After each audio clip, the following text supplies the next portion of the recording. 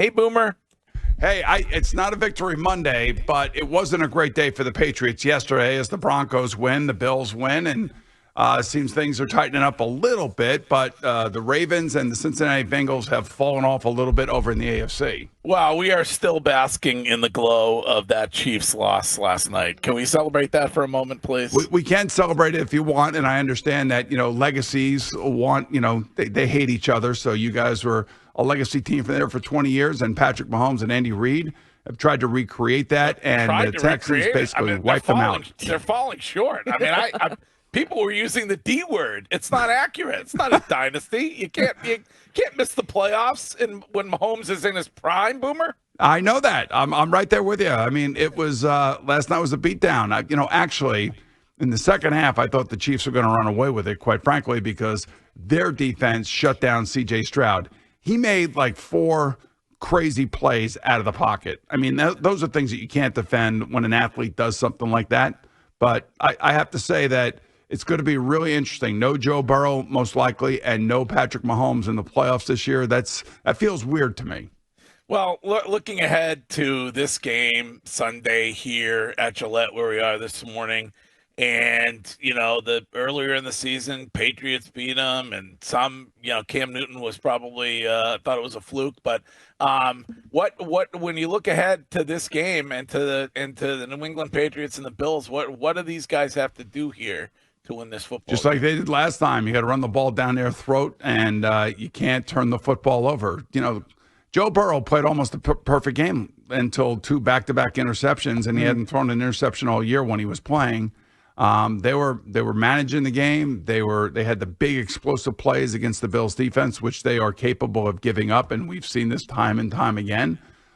Their run defense, meaning the New England Patriots run defense, is going to have to be stout because they're trying to run the ball, and certainly, as we saw yesterday, Superman can put on his cape, and those are the plays that really draw up defenses. But I'm sure Mike Vrabel and his defensive staff will have something to try to mitigate the impact that Josh Allen's going to have with his feet. Look, their wide receiving core is okay. It's a B plus in the NFL. They have really top quality tight ends that are good when they're on the field.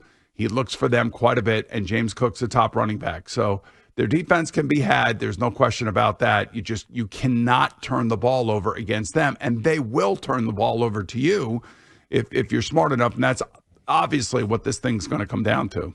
Boomer, and you're spot on. You definitely can't turn the ball over, but something that you have to make a decision defensively is at the end of the game, it's 3rd and 15. Do you blitz Josh Allen in that situation and say, all right, get the ball out of your hands because we're not going to play coverage and allow you to pick up 15 yards running the football as you scramble, as a breakdown? What do you do in that situation if you're a defensive coordinator? This is the thing about Mike Vrabel playing under Bill Belichick, and I remember covering all those teams and those great defenses. They always had a knack to make a play when the game was on the line. And what we see week in and week out, it comes down to 3rd down defense and whether or not teams are going to go for it on 4th down, which I thought Andy Reid was overly aggressive in the second half with last night. He may have lost the game as much as Travis Kelce or anybody else dropping the football or poor passes by Patrick Mahomes. Sometimes you just got to be a little bit more conservative. But I do think that Mike Vrabel has always been known or was known as a very smart, instinctive player. And those instincts are the things that you have to teach your team, and hopefully they can live up to doing the same things that he did when he was a player, and that is being aware of situational football. And that's one of the situations you're talking about, Jermaine. It's always the toughest thing when you're playing against a quarterback that is as mobile as Josh is and as dangerous when he's on the run, not just running himself, but also before he crosses the line of scrimmage, looking downfield to find an open guy. So if you're in the secondary, you can't drop your guy. And I would imagine, and this is an overused word in the NFL, but I would imagine they would use some sort of spy technique, meaning that somebody has got to just be aware of Josh Allen stepping up in the pocket. So maybe they don't rush up the middle as much or as hard as they normally would in those situations, and be ready for him to try to scoot out of there and make that big play. Time for this week's Drake Take from Boomer, which is brought to you by your New England Chevy dealers. Together, let's drive. David Andrews said on the Patriots Daily podcast this week that he hopes the Patriots make it to San Francisco and that Drake Maye doesn't win MVP, so this team has a chip on their shoulder when they're sitting out there on Saturday morning, whatever. Is it in general? Never mind talking about that game that we don't want to jinx. But is it in general a better thing for a player if they don't end up year 2 being the MVP? No, I don't think so. I think if you want to win every award you possibly can, but Drake's not going to tell you that. I mean, for those of us cover the league, and for those of us who I voted for this award for about 22 to 23 years. And I took it really, really seriously because I know what it means to somebody's career and their resume. I mean, and when you have that on your resume, nobody can ever take that away from you. So they could look at it as a slight if they want. All I can tell you is that Matthew Stafford is putting up great numbers out in LA, had another great game yesterday. And like I told you guys last week, the only knock that I have against Drake is just the amount of sacks taken. That's all. And I think Matthew's got about 17 taken, and Drake's up to 40. And that's one of the reasons why Drake's completion percentage is a little bit better, or significantly better than Matthew's. But both players are playing great. I think it's going to come down to who plays great now this last month, these last 4 games. And people are watching because every single one of these games means something. And these teams have got to win the game. And by the way, I would say that Josh Allen probably injected himself into the outer ring of the conversation based on yesterday's performance, another comeback against another great quarterback. So I don't know. It's not a slight in any way, shape, or form if he doesn't win it, but if they want to use it as that, then good for them. Yeah, I mean, Greg, you can't ask Boomer, who won the NFL MVP. That's true. To not win the MVP. Boomer, we still have the Ravens on our schedule. Who are they after that loss yesterday?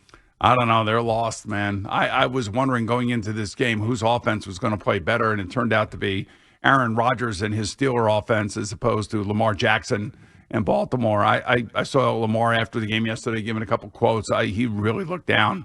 They've lost their way. I mean, they really have. Now, I will say, this whole thing about whether or not this was a catch at the end of the game in the end zone for Zay Flowers. They got robbed. They did get robbed. 100% got robbed. I don't know what the hell they're talking. A movement comment to the game. I don't know what the hell is that. Why are we in the middle of this again? If that were a ball that was caught and wasn't in the end zone, it would have been a fumble. I mean, I don't know. I mean, because listen, it looked like a catch to me, Isaiah.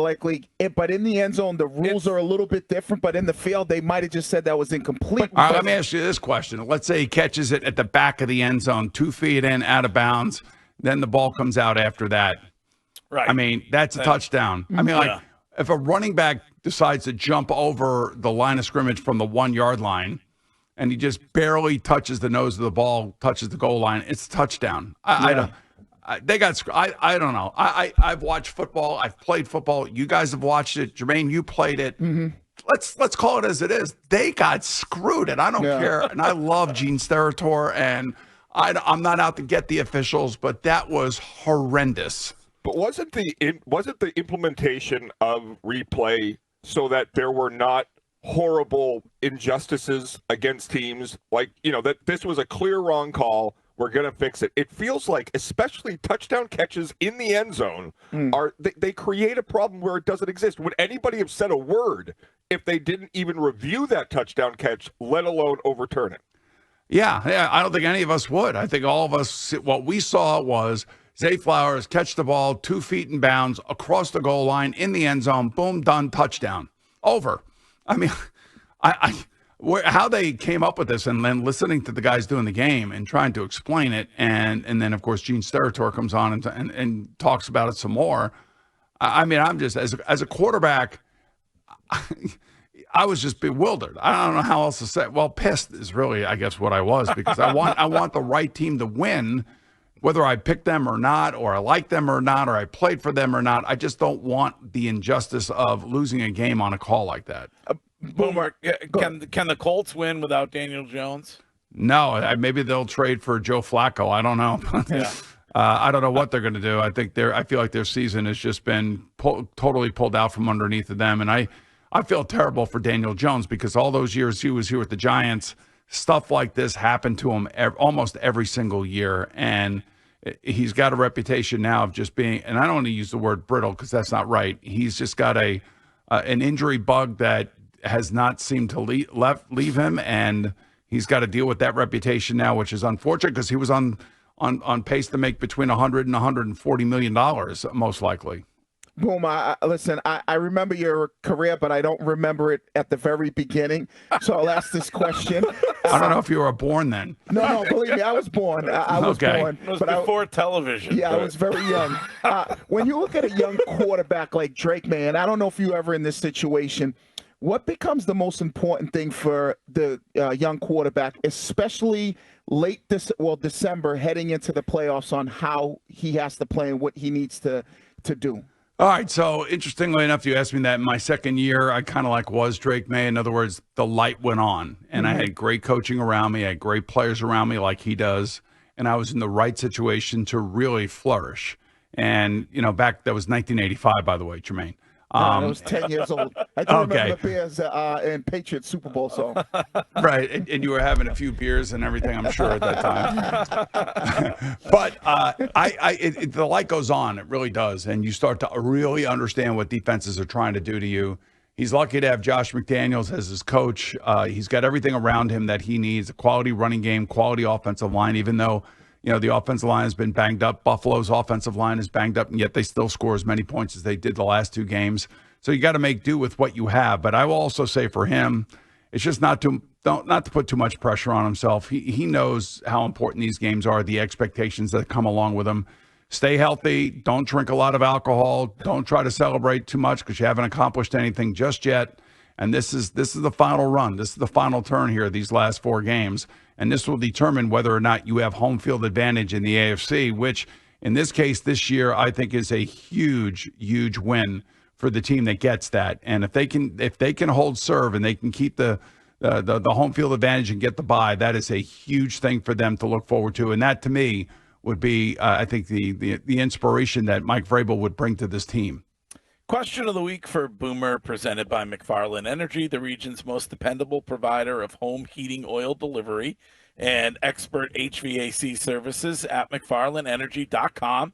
Shador Sanders threw for over 300 yards in that loss yesterday.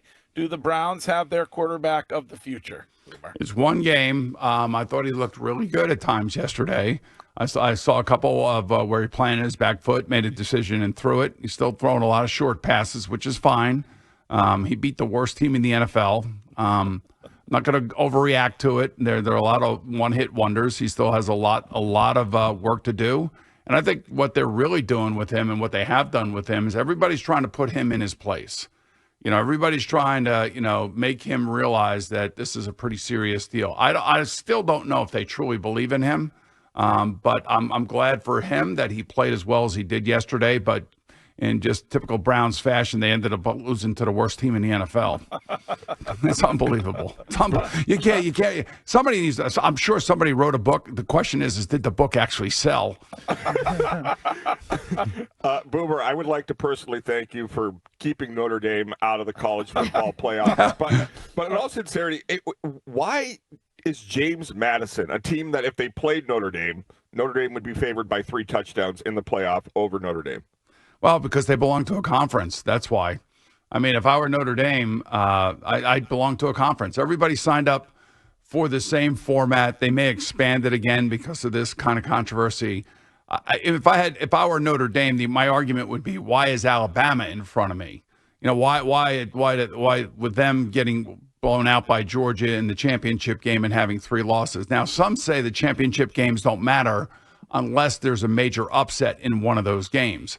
Now, Duke obviously upset Virginia, but they have 5 losses, so there's no way they're going to be in the 12-team playoff. You could say that Vanderbilt, you could say that Notre Dame are better than JMU, and there's probably a couple others.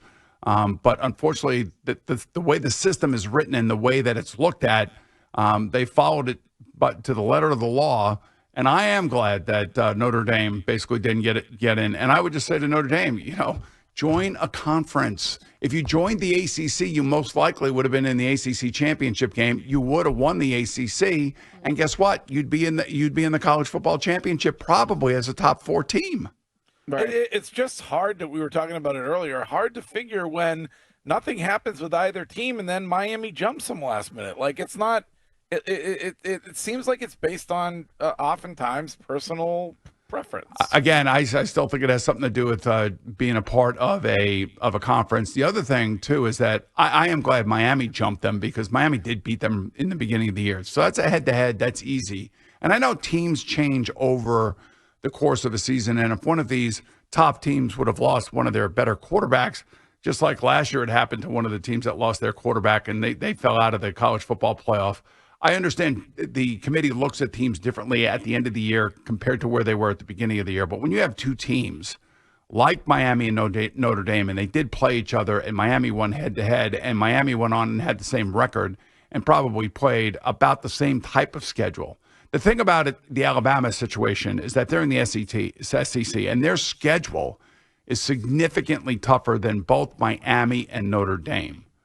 So that's the thing. That would be my argument if I were Notre Dame. Why Alabama over us? But then again, if I'm on that committee, I'm saying to myself that conference championship game doesn't really mean much to me. I already know where Alabama is, and Alabama was already ranked ahead of Notre Dame. So I don't know, just join a conference, Notre Dame, with your football team and stop being independent and having your nose stuck up in the air at everybody. Well, we need a douche move ruling from you when it comes to the announcement right after that they won't participate in any bowl games. Like, well, there are a couple other teams, too, that said the same thing. I hate that, but, the college bowl season for teams that are not in the college football playoffs, a lot of players don't even play anymore. So it's a glorified scrimmage against players who hopefully will be on your team next year because, the college transfer portal opens January 2nd, which is the dumbest thing ever. But because it doesn't align with with all that's going on. But I think that Notre Dame probably felt like, I think maybe 4 or 5 or 6 or 7 of our players probably didn't want to play in a meaningless bowl game for no reason and risk injury. Well, Curtis and Courtney know this because they're alumni. BC accepts any meaningless bowl invitation that they are ever. Well, I can say the same thing about the University of Maryland, Courtney. So don't you worry about it. I will take a bowl. There you go. Unlike my Georgia Bulldogs. Okay. I will say, I will say one thing though, and this happened to me. My senior year, we played in the Citrus Bowl. And Reggie White got me. He played for Tennessee. He got me, and he separated my left throwing shoulder. In a meaningless game. I loved playing in the game. I wanted to play in the game, but I ended up with a separated shoulder coming out of that and did not perform well at the combine going into my draft. So I think that hurt me. Yeah, imagine how things could have been entirely different. I think it worked out. It didn't work out. All right. Yeah, it kind of worked out for me. Now I got to get up and do morning radio. And blow my brains out. Well, Boomer, thanks for getting us excited about this game on Sunday, and we will talk to you next week. All right, guys, look forward to it. Have a great week.